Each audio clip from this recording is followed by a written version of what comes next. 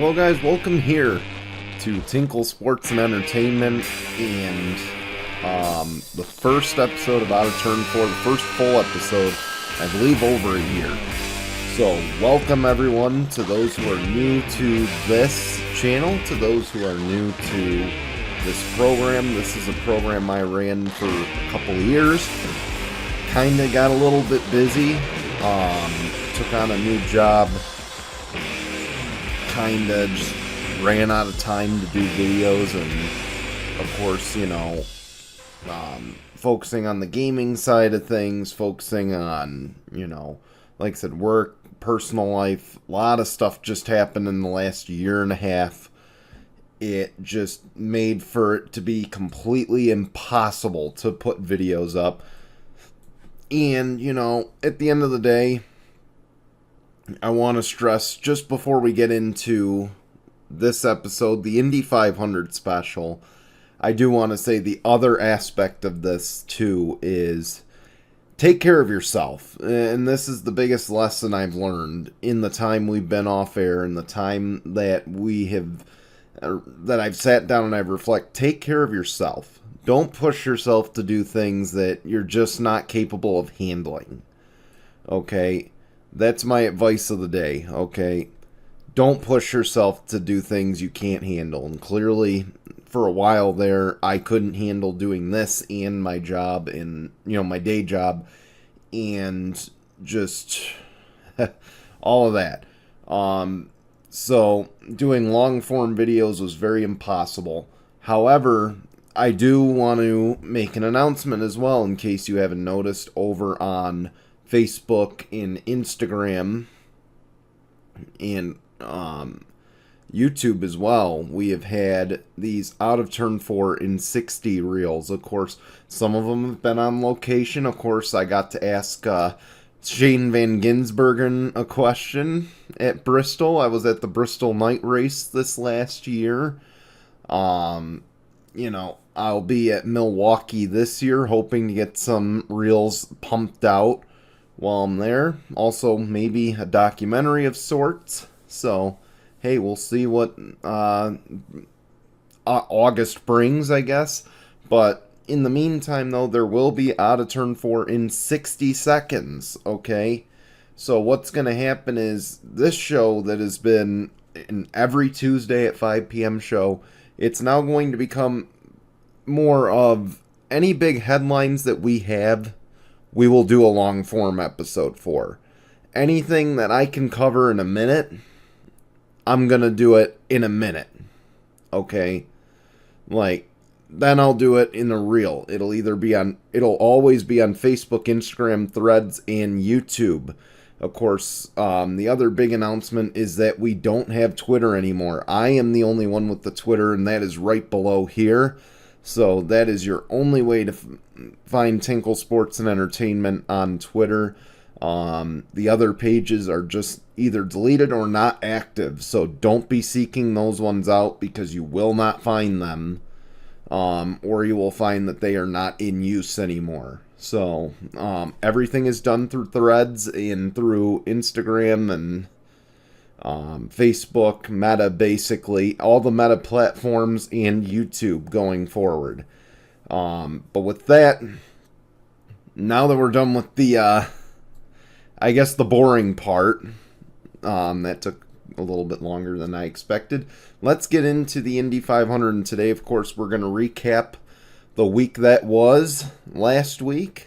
We're also going to cover IndyCar qualifying, and of course we have to spend time on the Team Penske situation, because keep in mind I did do a Out of Turn 4 and 60 on Instagram for that, so I'll kind of go a little bit more in depth, I guess, as far as my analysis of it. What I've seen, what I know now, of course, just watched the Roger Penske and Jamie Little interview. If you haven't watched that yet, please go watch it. I think it's some of Jamie Little's best work. Seriously, I think this is what suits her. Is it, doing that Aaron Andrews or Tom Rinaldi type role. So, if you haven't watched it, please go watch it. I think, maybe you'll I mean, if you're not full-on Team Penske hater, you will find it pretty interesting. And then, of course, we will go through the Indy 500 starting lineup. We'll test out some new stuff here on Tinkle Sports and Entertainment. And then, of course, we will play, as we go through the grid, we will do Contender or Pretender, which is, of course, we haven't done an Indy 500 special in 2 seasons, or 2 years. So, for those who don't know, I go through the 33 drivers and tell you if I think they're going to be a contender for the, not necessarily for the win, but up front at the end, or if they are a pretender in the race, someone that's going to hang at the back. And then, of course, I will give my race weekend picks for the Coke 600 and the Indy 500, the 2 greatest races in all of motorsports in one day. And it's just phenomenal. A great day of racing ahead tomorrow. Of course, Indy 500 and Coke 600 just anchoring it all the way through. Can't wait to watch. Of course, I'll be working, but I can't wait to come home and watch the finishes there. But anyway, let's get into it now. So let's start off with qualifying. And this was probably the biggest surprise in all of qualifying. Robert Schwartzman completes a massive upset to claim the pole for the 109th Indianapolis 500. But there's one thing I do want to say, of course, keep in mind this is the first pole for the rookie team, which is Prema. Of course, Prema, a well-renowned Formula 2 team. Formula 3, kind of in that Formula development program. And, of course, Robert Schwartzman, a driver for them in that program at a period of time. Now he is, of course, their IndyCar full-time driver along with Callum Ilott. So Prema, this is their first. They are the first rookie team since Mayer Racing Team in 1984 to claim an Indianapolis 500 pole. And Robert Schwartzman is the first rookie to sit on pole since Teo Fabi in 1983, and I hope I pronounced that right. And now Robert Schwartzman, he's on the front row. He is in contention early. He looks to be the first Indy 500 rookie to win the race since Alexander Rossi back in 2016. I don't think there was anybody rooting against Robert Schwartzman when it came to the Firestone Fast 6. And to be honest, is it a surprise? Yes and no. Yes, because Robert Schwartzman, of course, is a rookie driver. He drives for Prema. He has never driven on an oval. This is a big thing to note. He has never driven on an oval in his entire career. So this is something that comes as a shock for the driver. Okay, as far as Prema Racing Team, if there's ever a first-year team that I thought could have sat on the pole, this was probably that team because of just how renowned they are, how much energy and effort they have put into their IndyCar program. I don't think I expected any less as far as the effort. And keep in mind, even though he is not in the garage here, even though he is not in the paddock anymore for the team, his time there was short-lived. But Michael Cannon, keep in mind, was an engineer before the season started. He did step down before the end of last year, but he was supposed to be the team's engineer. Okay? And if you don't know who Michael Cannon is, go back a couple of years. Go back and watch the last 2 years and see how not only the Penske cars ran, but look at how the Foyt cars have ran at the Speedway the last 2 years. And that can give you a good idea of what Michael Cannon is good at. Okay? This is Michael Cannon's bread and butter. So I wonder if in that maybe 1-2 month period or whatever he was there for, maybe he had such a positive impact as far as the Speedway goes. Maybe he did give a little bit of insight. I don't know. But if not, either way, it is a tip of the cap to the Prema Racing Team. And of course, we will go through the rest of the grid in just a little bit. But now we have to, and again, I'm not surprised. I'm so happy for Robert. You know, I had my reservations about him early in the year. I was like, I just don't know about him. I don't know if this is the right series, but he's proving. I think he proved everybody wrong, and I've never seen the crowd go that crazy, and let alone a team go that crazy winning the pole. There is also going to be a few questions about him winning the pole because there's going to be the two drivers that are now the what ifs, and frankly three. Okay, because keep in mind, right before they went out for Sunday qualifying, Scott McLaughlin wrecked his race car. Scott McLaughlin was one of the top 5 drivers in practice throughout the entire week leading up to qualifying. He was also very fast on Saturday in qualifying to make the Fast 12. And of course, he did not even get to attempt a run. We will talk about the crashes shortly. The other aspect of this too, or the big what ifs rather, are Joseph Newgarden and Will Power. Of course, both Joseph Newgarden and Will Power, they failed technical inspection on Sunday morning right before they went out for their Fast 12 runs, effectively getting their cars impounded for the round. The reason being, of course, the attenuator, which is a spec part. For those who don't know anything about IndyCar, it is a safety part. There's supposed to be like an S in the seam or something, or there's supposed to be a seam. But that part was sealed illegally. And of course they did so after going through technical inspection, which after you go through technical inspection in IndyCar for qualifying, that is when you are supposed to just stop altogether as far as making major modifications to the setup. The only thing you can adjust is the wings and the tire pressure. That is all you can touch after you go through technical inspection.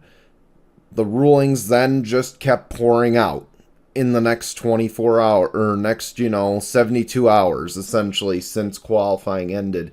Of course, Monday or Tuesday, IndyCar announcing that both Will Power and Joseph Newgarden are to the rear for the Indy 500, with Joseph Newgarden in 32nd and Will Power starting in 33rd. So that is an unfortunate thing for Joseph Newgarden. This is essentially a major killer. It's a massive dagger in his shot to go for the three-peat. Because keep in mind, Joseph Newgarden is going to attempt to three-peat in the Indy 500 this year. That definitely took a big hit. And just unfortunate. But before we continue on the Team Penske thing, I do want to talk about the Fast Six, or the Final 3 shootout, the last row shootout. Of course, Marco Andretti, Marcus Armstrong, and Rinus VeeKay all advanced, and Jacob Abel, the unfortunate DNQ. This was, of course, before all the penalties were assessed. But now we'll go back to the penalties, and we kind of did a weave right there, right? So I don't know if I'm allowed to say that, but yeah, so not only were Will Power and Joseph Newgarden sent to the rear of the field, but also coming down just on Wednesday, Tim Cindric, team president at Team Penske, Ron Rzuski, one of the competition directors, and Kyle Moyer, one of the managing directors, all released from Team Penske as a result of this violation. And you got to keep in mind, they had violations at the 2024 St. Petersburg race, which included a push-to-pass violation that had Joseph Newgarden and Will Power both disqualified from that race weeks later. So as a result, of course, all three of them released. Roger Penske did give an interview to Fox Sports' Jamie Little, basically in short saying that he is totally disappointed in what has happened with his team, and it hurts him in his guts. Jamie Little, and again, this is where I say she did a phenomenal interview, and I think, you guys need to watch that. It is on the IndyCar on Fox social pages. But the big question that was asked, should there be an outside governing or outside officiating body to govern IndyCar? And this is something Roger now, at least from the sounds of it in that interview, is something he is considering. So here's where my thoughts lie. Okay, I don't think there's anybody in the garage who cares about the sport. And I'm just going to start with the positives here. Okay, Tim Cindric, Ron Rzuski, Kyle Moyer all out. And as they should be, unfortunately. Tim Cindric is going to go down as one of the greatest, in the sport. And he'll probably get scooped up mid-season, if not in this off-season. I'm looking at teams like McLaren and Andretti. Without even any sources, I would say McLaren and Andretti, those are two teams that could easily hand this guy a blank check in the off-season. Okay, so let's just go there first. Okay, maybe Ron Rzuski, maybe Kyle Moyer, or maybe all three of them just don't continue in the sport. Maybe they're, ousted totally. Who knows? But it was the right call at the end of the day. These are the guys who are running the team on a day-to-day basis. This is the second technical infraction in 14 months for Team Penske. So actually we'll start with the negatives. So this had to be done, okay? And Roger has held his team to a higher standard. And this is huge, okay? Because again, you look at NASCAR, okay, the Kennedy and the France family, they don't have an entry in the Cup Series. And maybe it's a good thing they don't, looking at what's going on in IndyCar. Of course, there are so many cries for Roger to drop his team out of the series or to sell the series. This is where I'm going to flip the script here. Okay, IndyCar needs Roger Penske. Say what you will. IndyCar needs Roger Penske. And they not only need him to run the series, frankly, they need the name of that team in the series.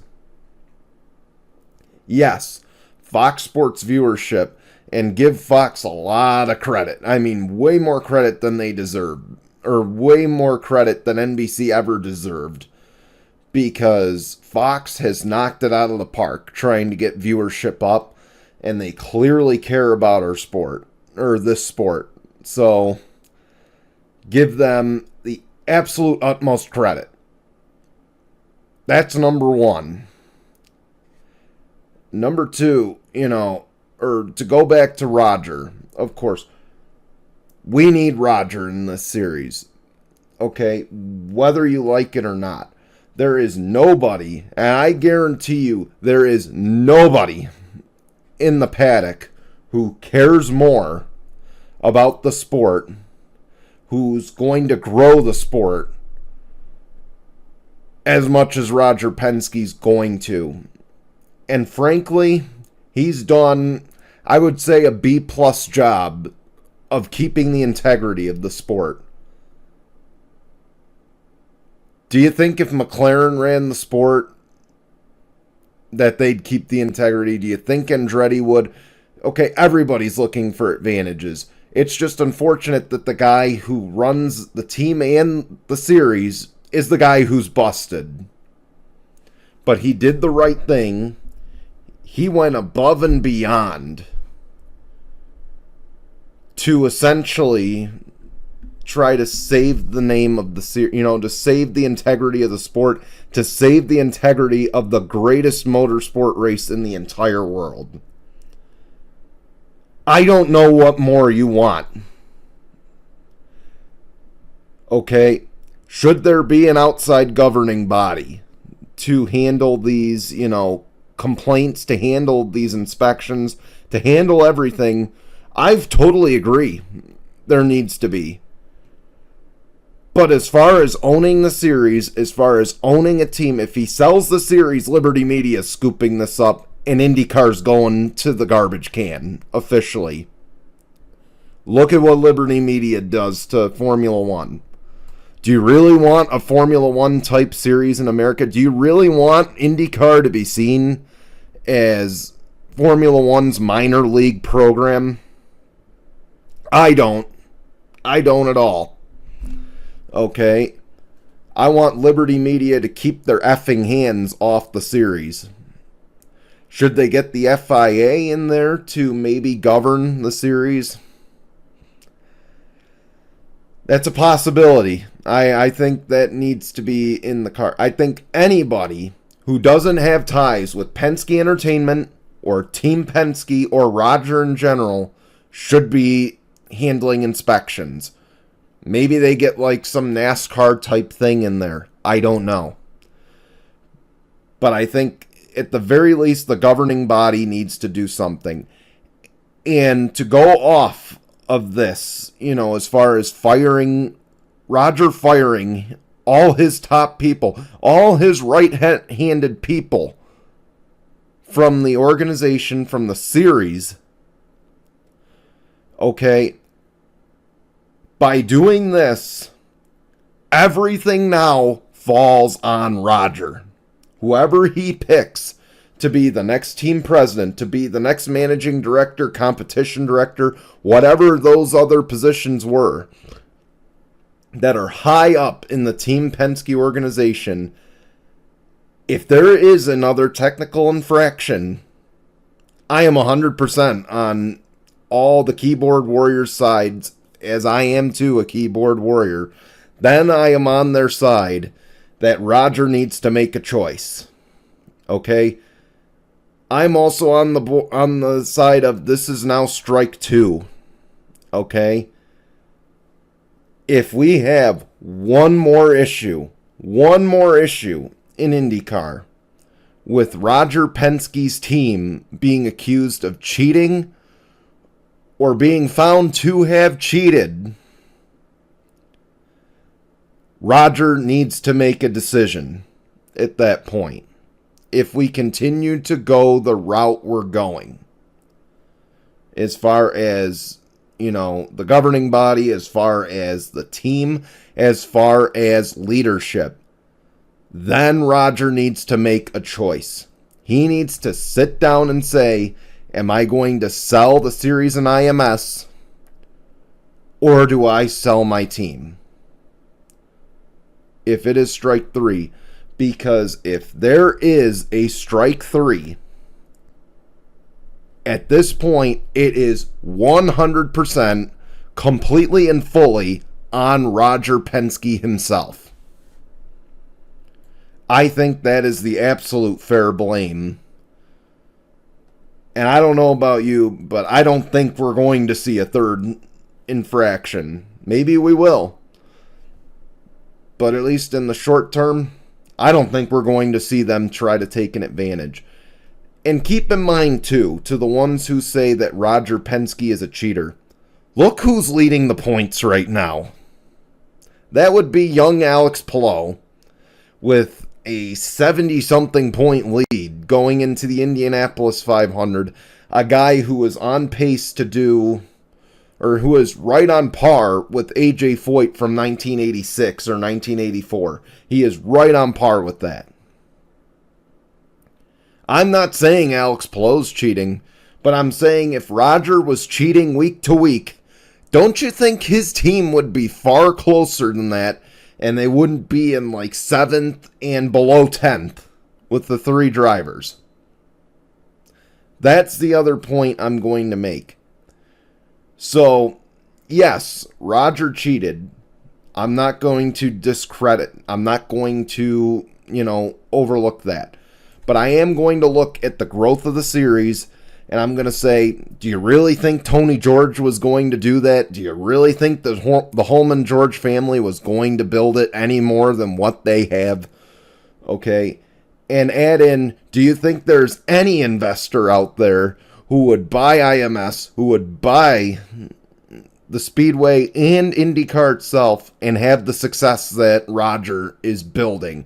Yes, it's slow and steady. Yes, I'm frustrated as a fan for the fact that it's slow and steady. There is nobody, though, and to wrap this up, there is nobody in the paddock, there is nobody in this world who cares as much as Roger Penske does about the series. Trust the process. Trust that what he has done, because again, he fired 2 of his right-handed men who have been with the organization for multiple years, and he just fired another top executive. Let's give this a chance. Let's see what happens. And if there is a third one, okay, now we need to have talks about Roger Penske and his path forward as far as what he can do. That's all I ask. Okay? To compare this as well, look at the NFL. For example, look at a guy like Caleb Williams. Okay? Let's just use him as an example. Loads of talent around him. Should have easily been Rookie of the Year. Okay? Terrible coaching. They cleaned house. Now it falls on Caleb Williams. Josh Allen, how many offensive coordinators has he been through since Brian Dable? He's been through 2. He might be going to his 3rd in the next few years with Joe Brady. It's on him, okay? When your team is losing, or when your team has to fire a coach, eventually it falls on somebody else besides the coaching. At some point, you flip and say it's not on the coaches. It's either on the culture of the team itself, or it's on the quarterback or the leader of the team. And this is the point now where it is no longer a point where Roger can point a finger and say, that person did it. It is no longer a point where Roger can just clean house again and act like, that was enough. We're at a point, the next cheating scandal, okay, we got to trust that what he did was the right thing and hope that we don't ever have to hear this again. Because if we do, then it is on Roger at the end of the day. And that's where I'll leave it on that. Because we want to talk as well about the scary crashes that we've seen throughout the week in the Indy 500. Of course, Scott McLaughlin, Kiffin Simpson, Colton Herta, Marcus Armstrong all took hard crashes. McLaughlin and Herta flipping over. Same with Marcus Armstrong. Marcus Armstrong almost not even cleared to compete in the Saturday qualifying. Of course, he still had to race in the final row shootout to make the field. But all of them able to walk away. All of them still able to compete in the event afterward. And watching Herta's crash, I think, was probably the scariest thing I've ever seen. Like, had there not been the halo or the arrow screen, I don't think the headline would be Colton Herta's in the car. I think the headline would be Colton Herta's in critical condition. So, kudos to the safety team. Now, for those who have watched, within the last year or two, whenever the last handful of episodes were of this show, you know how I feel about the Pocono Raceway being, and how IndyCar should have a 2+ mile oval outside of Indianapolis on the schedule, or frankly even one where they run this package. To me, yes, it's scary. 100% it's scary to watch these cars flip over, but look at how these guys walked away. And you could make the argument, Simon Pagenaud didn't, or Simon Pagenaud isn't racing anymore since the aero screen because of the concussions. I mean, the alternative is he could be dead right now. The alternative is he could be paralyzed. the aero screen has saved a lot of lives. As far as, in these big crashes, it has saved a lot of lives. We got to give it the thumbs up and say this is, this was one of the greatest innovations we've ever had, or that they've ever had.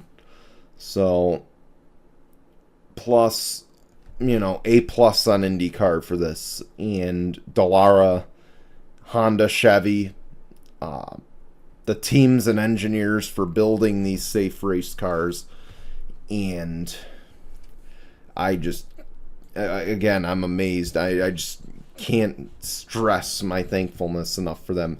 And of course, we should also say thank you to the AMR safety teams who are quick on scene, who've helped clean this up, get these guys to the infield care center, and evaluate these drivers. Okay, so kudos to the AMR safety team, and just hope that, we don't have any further crashes in this race tomorrow afternoon.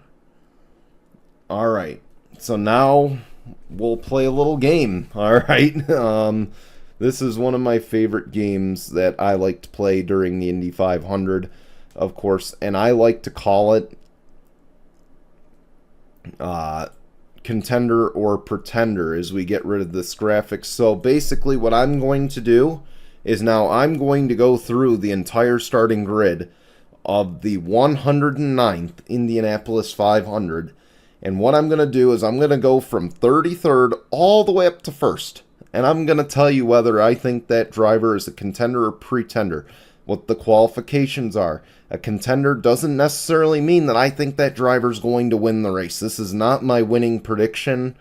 This is not a place or show prediction whatsoever.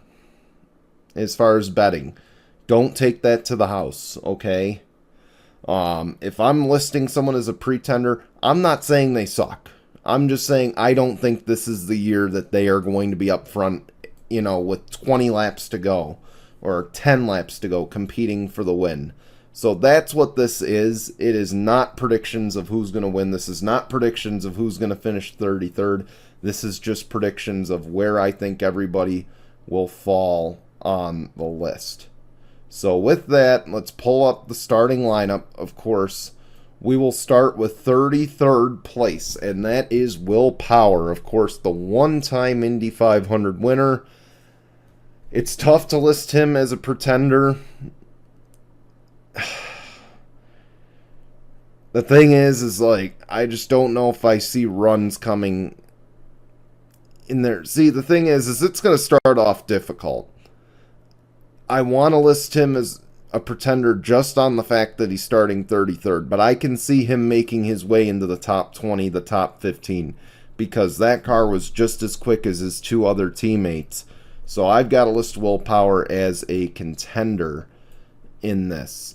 And of course, with Will Power starting in 33rd, I do want to mention as well the guy who did not make the race, Jacob Abel. Of course, there was a lot of controversy surrounding that, as I had just talked about the Team Penske situation for probably 10-15 minutes here. Jacob Abel failed to qualify. There were many questions of if Jacob Abel should be in the race. Roger had said, well, these guys did pass inspection on Saturday. All of his cars passed inspection on Saturday. There's no doubt they deserve to be in the field. I can't disagree with Roger on that front. So, unfortunately, I agree Jacob Abel had to go home, unfortunately. So, just sad day, honestly. And I feel bad because I also loved his livery. If you didn't get a chance to see his livery, he had a Miller High Life throwback paint scheme or livery to Danny Sullivan, I think it was. So I want to know if they're going to sell a die cast, because I think they should. That was a beautiful car. But yeah, Jacob Abel, unfortunately, the guy going home from the Indy 500. And again, so Will Power, I'm listing him as a contender to go back to that. In 32nd, we got Joseph Newgarden. And of course, the big storyline with Joseph Newgarden is he is seeking an Indy 500 three-peat. Oh man, this is going to be difficult. I don't think anybody's won from further back than 22nd. At least not in my memory. But Joseph Newgarden, it's going to be really difficult to not put him as a contender in the field, okay? I feel like, again, he's going to have a new strategist. He's, going to have to work his way all the way through the field. I just don't see a way that Joseph Newgarden doesn't do it. I mean, he's got speed. He's got speed. And those Penskes have been bad fast all week long. I think you'd be hard-pressed to believe that. I think you'd be very shocked to see Joseph Newgarden finish worse than 18th. So, do I think it's going to be a three-peat? I don't know. You'll have to stick around and see what the picks are. But at least for now, I'm going to say Joseph Newgarden, he is a contender. He will be moving up through the field for the Indianapolis 500. With that 31st, the inside row of the 11th row, or inside of the 11th row, that is Rinus VeeKay, the guy who drove for Ed Carpenter Racing the last couple years. He is now with Dale Coyne Racing. He is the lone Dale Coyne Racing entry that made it into the Indy 500. Of course, his teammate going home. Rinus has always been quick at the oval. He's always been toward the front. This is the one year I gotta list him as a pretender. I just don't see him making his way forward. That car was so deathly slow on Saturday and Sunday. I just don't think, a practice Monday, carb day Friday, I just don't see this team going forward. Rinus VeeKay, he is a pretender for sure. In 30th is that Meyer-Shank Racing entry of Marcus Armstrong. And of course, the big storyline for him this week, he was involved in a crash where the car flipped over. He was cleared to return later that day to qualify. He had to qualify with the road course car. And unfortunately, he ended up in the last row shootout. He did advance to the Indy 500, of course. But I've got to list him as a pretender as well. I just don't think that car has a lot of speed either. 30th back, I just think that there's so many faster cars ahead of him that are going to find their way to the front, if not stay where they're at. I don't think he's going to be battling with Rinus VeeKay necessarily, but I can't see him climbing into the top 20 in this race. And Marcus Armstrong, I get it, Chip Ganassi Racing Alliance, but I just haven't seen enough out of the 66 yet, with this new car. Maybe I have, I don't know, but no, I'm going to list Marcus Armstrong as a pretender. The last of the Andrettis, of course, Marco Andretti, the only remaining family member that does attempt this race year after year. Fourth entry for Andretti Global. I just see this has pretender written all over it. Unfortunately, Marco hasn't been very quick, and maybe it's, the new hybrid system that's kind of, keeping him toward the back. But, a lot to learn for a guy who only runs once a year. Unfortunately, I have to list Marco as a pretender. I don't like to do it, but he just hasn't shown enough speed this whole month, really. So, Marco Andretti, pretender. 28th place, that is Graham Rahal. First time, I think, in 2 or 3 years he hasn't raced in the LCQ or the last row shootout. And you look ahead on our sheet here and you see Takuma Sato toward the top of the list. So I think that's the potential for Graham Rahal. This one's a 50-50 toss, but I gotta list him as a pretender. It's, as fast as that 75 was on speed, Louis Foster even looked pretty decent. Devlin DeFrancesco, he looked pretty decent. I think he's starting toward the front too. But it's that 15, it seems like he's always just a step off of his teammates. So, unfortunately, Graham Rahal is the pretender. I don't know what they got to do with that 15 car, but they need to find something new. Whether it's new driver, new strategist, new engineers, something. But the fact that he is this far off his teammates tells me I don't think this is a Rahal issue, like a team issue. This is a driver issue or setup issue, something. Something is not going to Graham Rahal's liking the last 3 years. So, Graham Rahal, pretender. Colton Herta, he rounds out row 10 on the inside. I have to list him as a contender. I mean, I know he's racing a backup car as well. But I just think, Andretti always shows speed. I mean, you look at where Marcus Ericsson is, and I feel like Colton Herta has shown that speed at times throughout the week. Kyle Kirkwood's up toward the front as well. Or no, he's not too far ahead, my mistake. But I think, Colton Herta will find his way to the front. I think he could be top 15 by the end of this. Jack Harvey, of course, switching headsets essentially from the Fox Sports microphone to the race car this weekend. And of course, I believe he'll be their in-race reporter for Fox Sports this week. Dreyer and Reinbold seem to step off this year, so I'm going to list him as a pretender. I don't like to, because I think Jack's a cool guy, but I haven't seen enough out of Dreyer, Reinbold, and Kusick Motorsports yet. So, unfortunately, I'm going to list him as a pretender on the outside of row 9. Same with Ryan Hunter-Reay, who's in 25th in the middle. Just not enough speed yet. Kind of just a step off this year.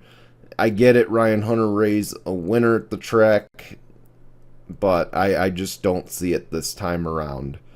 Nolan Siegel, Arrow McLaren, and keep in mind, last year, if you watched this lead-up, the qualifying sessions, the LCQ, this is a guy who was driving for Dale Coyne on a limited schedule. He was still driving in Indy Next. Got the promotion a couple weeks later, took over that ride from Teddy Chairs, or Theo Pourchaire, and of course went on to, run some races for McLaren run the rest of the season for Arrow McLaren. But of course, he did DNQ in this race last year. He's not a rookie this year, but he is an Indy 500 rookie. Had Tony Kanaan try to help him get through to the field, and Tony Kanaan actually picked him to drive this car. But I gotta list him as a pretender. He's another one that's just so drastically off his teammates. I think he's, this year in general, the first 5-6 races of the year, he has shown speed, he's shown promise. He's a guy that's going to get there eventually. But I think new team this year at the Indy 500, I feel like just new situation. There are growing pains, and I feel like this race is a growing pain for that team. But I do feel like, I feel like they've got the ability to be a contender. I just don't see him being one, unfortunately, just on the experience level in general. So Nolan Siegel, I gotta list him as a pretender in this race. Kyle Kirkwood in 23rd, of course, outside row 8, I believe, or row 7. I kind of lost track of the rows, guys. I'm recording this at midnight, but yeah, so Kyle Kirkwood, I gotta list him as a contender, looking at where Ericsson is. I feel like they're gonna find speed. I feel like Brian Herta, as strategist, will find something in the race to get that car going forward. So Kyle Kirkwood is a contender in this race. And now on to Mr. Four-time, Helio Castroneves. And of course, he returns for this race only.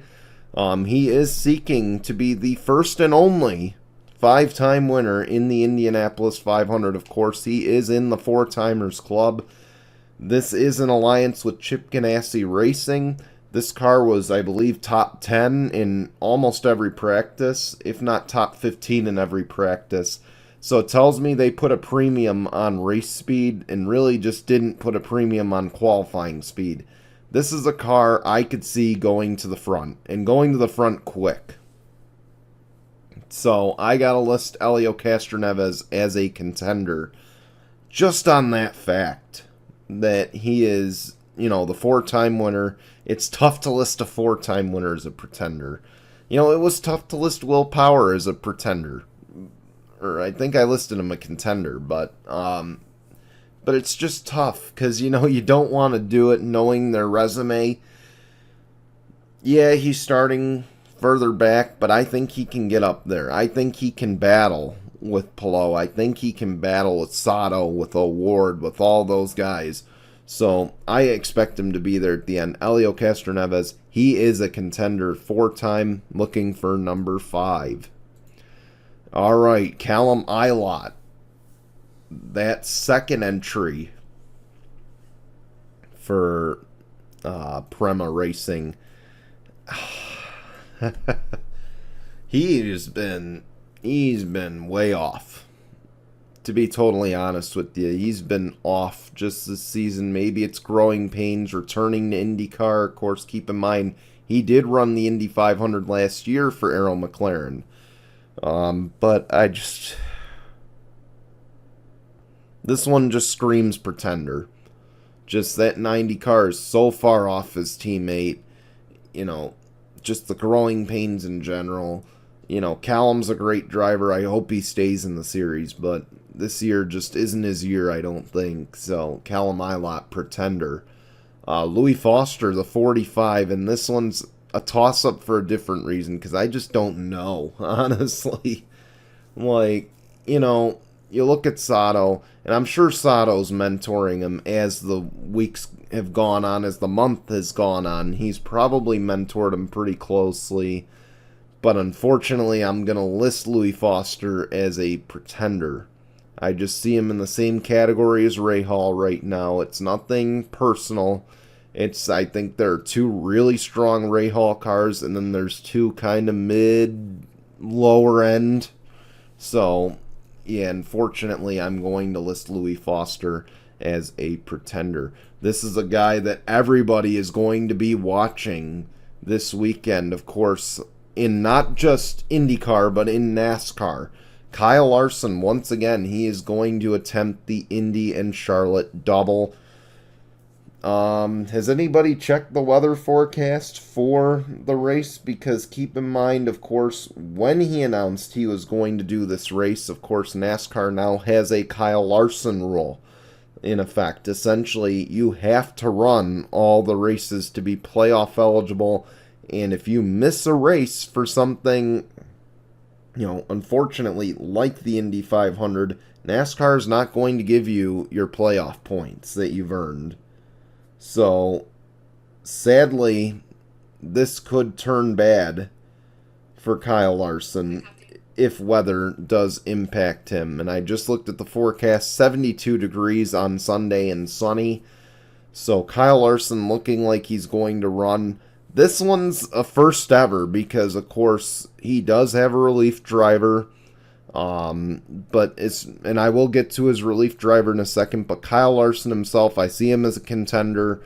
He was up front in the last Indy 500. He's gotten the crashes out of the way. Maybe it has hurt his confidence a little bit, but I think once he straps on the helmet, he's going to go forward. Because even when his replacement is not in the car, he is still going to be... I think he's still going to be fast. So, yeah, this is the last of the graphics, though, because his replacement is going to be Tony Kanaan if Larson cannot run the race or has to run to Charlotte to compete in the Coca-Cola 600 so he can keep his playoff points. Tony Kanaan, of course, ran the race he ran the race 3 years ago. It was his final Indy 500. Now he is tapped to be the replacement driver. Of course, he did his refresher program Thursday before qualifying. And of course, he is the 2013 Indianapolis 500 winner. So here's where I'm going to flip it. Okay, I think Larson's a contender right now if he stays in the ride. Tony Kanaan, unfortunately, he is one of my favorites, and I love Tony Kanaan, but this is one I just think it's a pretender. He hasn't run in a few years. He really just, again, I just don't know with this one, but it's been a couple years. He hasn't run with the hybrid system just yet. I just feel like it's, if Larson does have to leave, this is going to be difficult. I think this is going to be the biggest challenge of Tony Kanaan's life, to try to win this race. And frankly, run up front. So, unfortunately, Tony Kanaan, he is the pretender if he has to step in for Larson. Up next, we got Christian Rasmussen in the number 21 for Ed Carpenter Racing. And, oh, man. I don't know what it is about Ed Carpenter, but that team sure finds a way to the front, one way or another. And Rasmussen, he's improved, He's improved a lot. So I got to list him as a contender. I think he can get that 21 to the front. Like I said, he's had Ed with him. I think he ran the last few ovals because Ed just knew he wasn't doing too well last year. So, yeah, Christian Rasmussen, I'm going to list him as a contender. Stingray Robb, he starts in the 17th position for the Indianapolis 500. I see him, and you're going to be shocked, but I see him as a contender. Here's why. Connor Daly's his teammate. Look at what Connor Daly has done the last couple of years. He's starting up front. I'm looking back, and frankly, the 17, the 06, those are two cars I see that are faster than him. Obviously, the Penskes. Maybe the Meyershank entry of Marcus Armstrong. I don't know if there's much that's going to knock him out of that top 20 behind him. So that's where I'm saying he's a contender so far. In 16th, Devlin DeFrancesco. He's improved as well. He looks a lot better than his stint at Andretti, and sometimes a change of scenery is all you need, right? So I got to list him as a contender. He's up front. I feel like, again, there's just such a divide in that Ray Hall garage right now. It's clear the 15 and the 45, I just don't think they're as good as the 30 and the 75.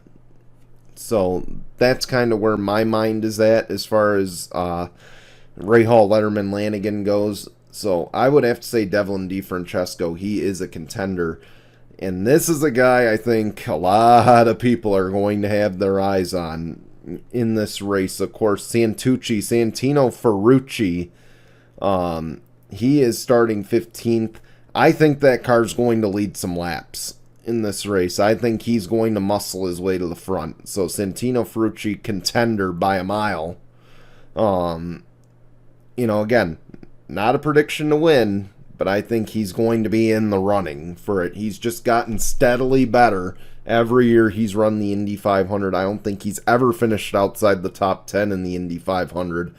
And I know he got a podium last year or the year before. So Santino, he's my guy right here. I think he's going to the front, contender. 14th, Ed Carpenter in the 33. Of course, keep in mind, last year he did struggle on the ovals. That team did not look very fast, but it seems as though Ed Carpenter has found something this year at the Speedway. It seems like a new driver lineup is exactly what he needed. I see him being a contender. I just don't know if he's going to go much further than where he's at, though. So it's flirting with pretender, but again, I think he's going to be a contender in this event. 13th, Kiffin Simpson, another guy who has drastically improved throughout the year. A guy last year who I would have listed blatantly as a pretender. I just did not like him last year. I did not like that move. But Kiffin's starting to show speed. He's starting to learn, and he's getting there.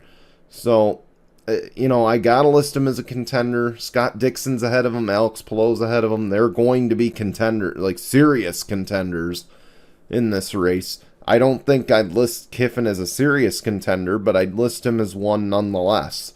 So 13th, Kiffin Simpson, for sure, a contender. Row 4.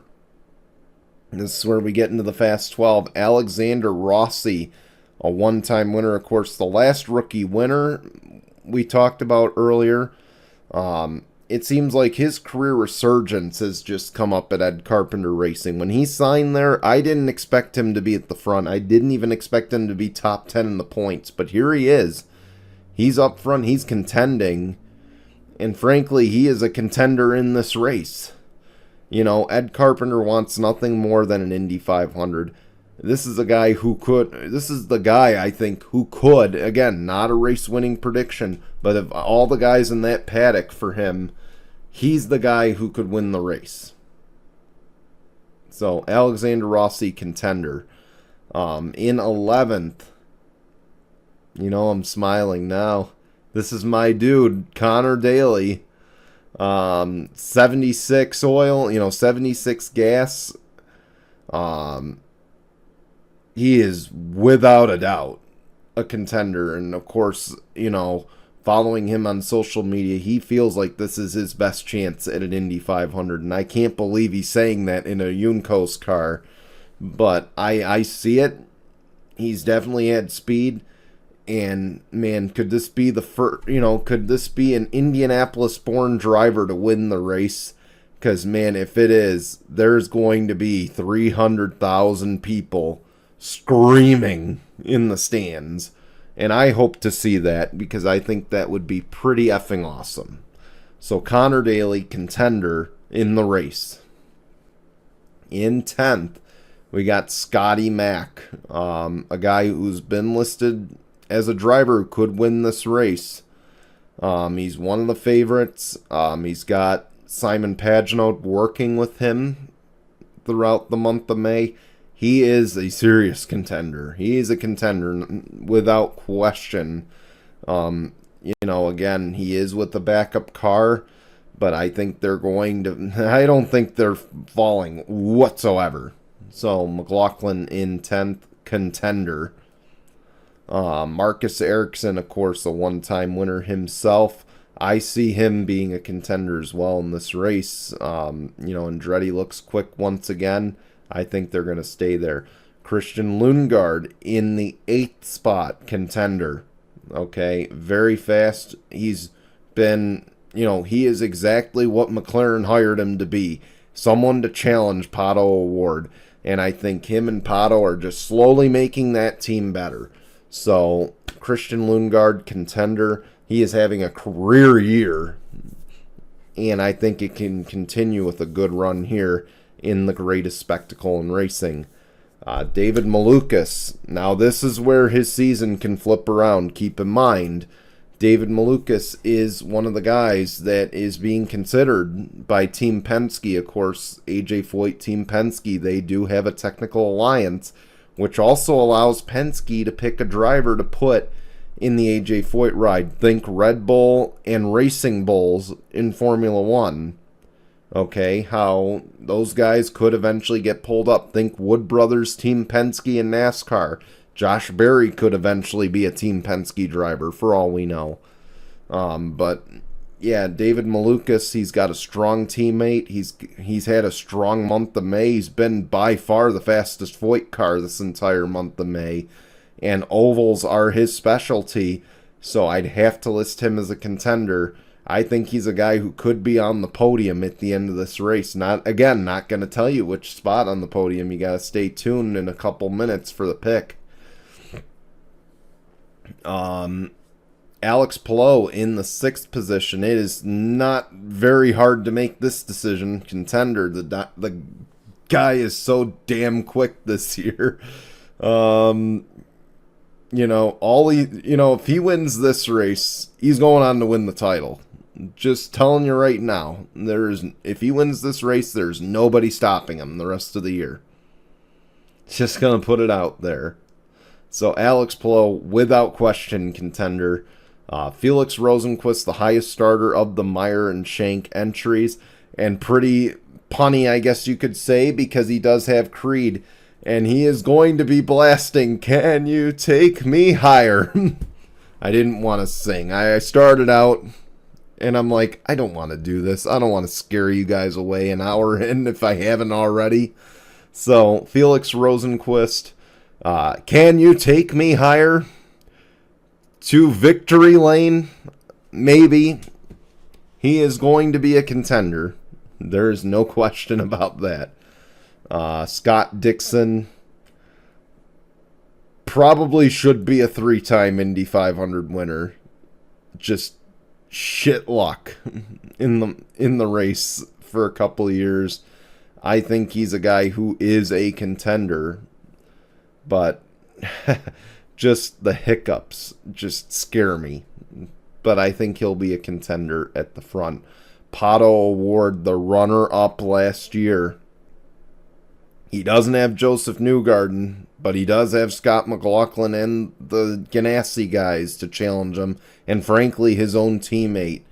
Of course, there's been some comparisons to his team president, Tony Kanaan, about, could this be a guy who has to wait a few years to win the Indy 500? That's been a discussion, that he very well could be a guy that waits a handful of years and then finally celebrates.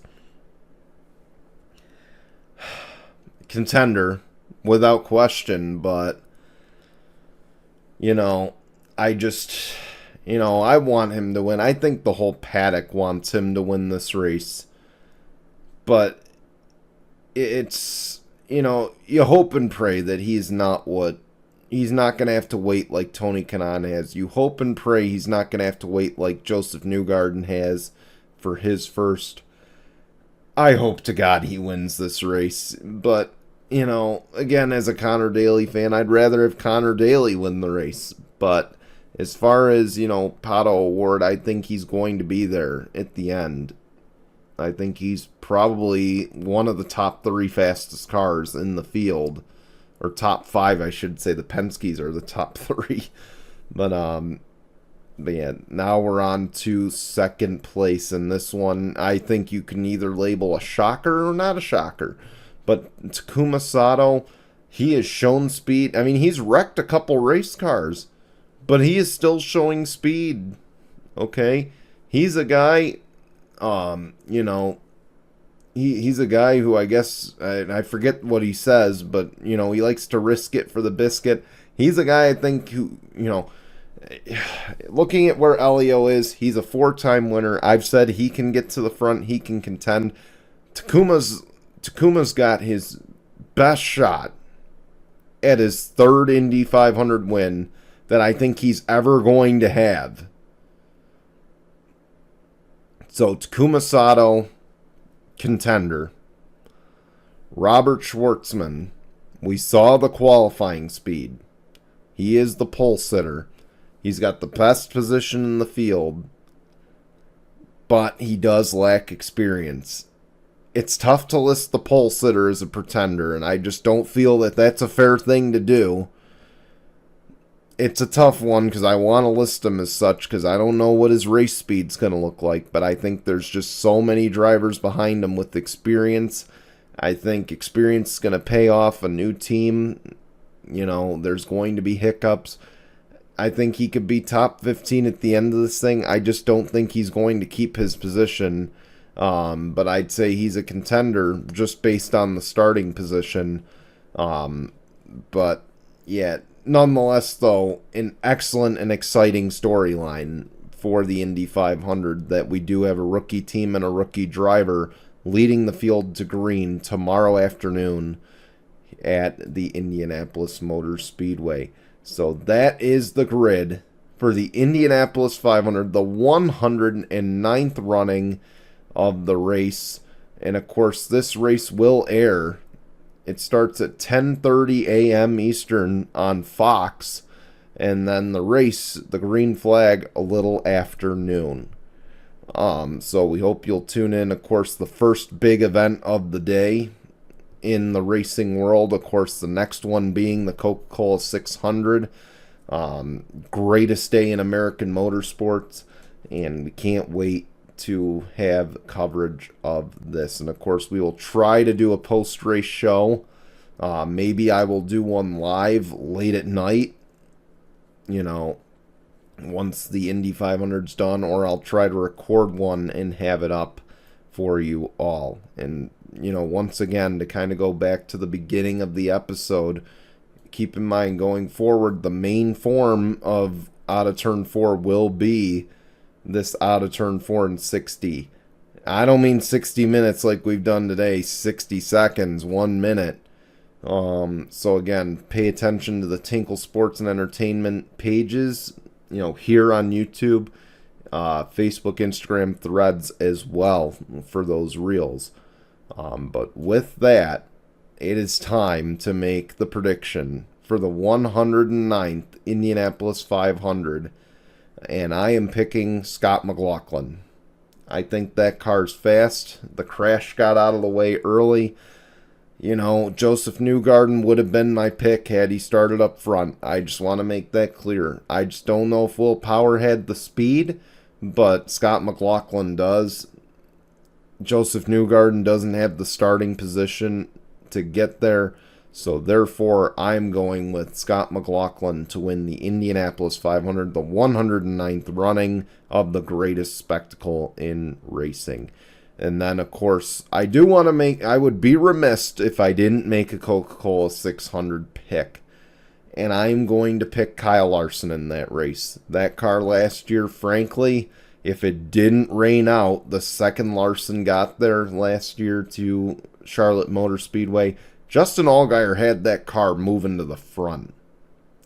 He could have very well given Justin Allgaier a Eric Almirola style cup win. Or, if you remember Eric Almirola and Denny Hamlin, that situation from years ago, how Eric Almirola won the race, but technically Denny Hamlin won the race, but technically Eric Almirola won it because he started the race. This is basically what I think that could have been if the Coca-Cola 600 continued. That 5 car looked quick, and I felt like Larson was going to take it to the front and win it. I don't see any difference here. I think he can go out there and win the Coke 600. So Kyle Larson is my pick for that. Scott McLaughlin, my pick for the greatest spectacle in racing. All right, I tried to keep it under an hour. We're at an hour and 10. I want to thank you so much for watching this Indy 500 special. Again, we will try to have a full form video for post race. I'll try to cover how Fox did in their first Indy 500. We're also going to talk a lot about Prime. Amazon Prime, of course, going to be covering the Cup Series race. I'm very intrigued to see how that one goes. So, and I'm sure many viewers are who aren't bitching about it being on a streaming service. So, again, I think everyone's going to be kind of paying attention this weekend to the new TV deals. And, of course, we can't wait to bring it to you here. As far as, the racing itself, I can't wait to talk about that most of all. So, thank you again for watching. We'll try to have a long-form video out at some point next week after these races have concluded. And until then, please subscribe, please follow us on social, and we'll see you soon. Goodbye, everyone.